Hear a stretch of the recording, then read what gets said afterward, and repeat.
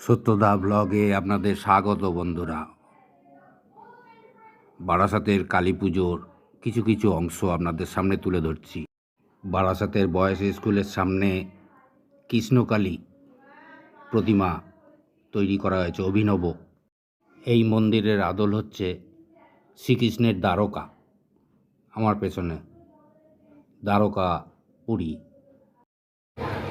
Pioneer park পুকুরের এপার থেকে রাজস্থানের প্যালেস।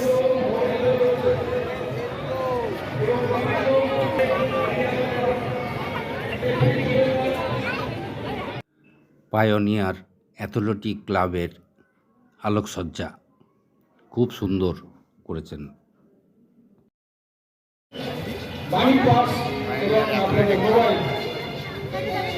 এটা কিন্তু আপনারা সাবধানে নিয়ে চলাফেরা করবেন যাতে এন্ট্রি পয়েন্ট আপনারা ওইখান থেকে প্রশাসনের সহযোগিতায়। পায়োনিয়ার ক্লাবের আলোকসজ্জা দেখতে দেখতে এগিয়ে চলেছি মাতৃমূর্তির কাছে। মাতৃমূর্তি, পায়োনিয়ার ক্লাবের মাতৃমূর্তি এক অভিনব আলোকসজ্জা, বেশ সুন্দর। মায়ের মূর্তি অতি সুন্দর। মণ্ডপের পেছনে মেলা প্রাঙ্গণ, এন্টারটেনমেন্টের সমস্ত রকম ব্যবস্থা করা হয়েছে।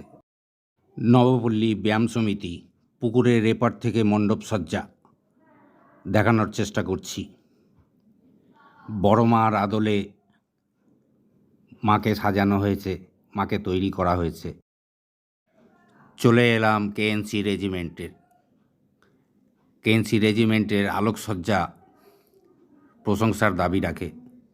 অতি সুন্দর আলোকসজ্জা, খুব সুন্দর করে সাজানো হয়েছে।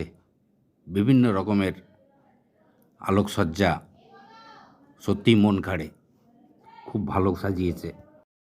কেএনসি রেজিমেন্টের পূজা মণ্ডপ,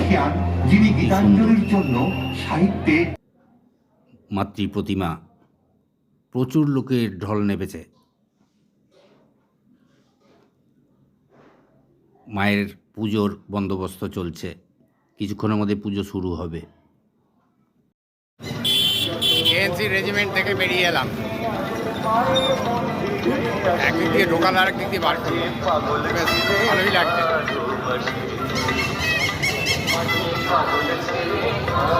ভিডিওটা এখানেই শেষ করলাম বন্ধুরা, সবাই খুব ভালো থাকবে।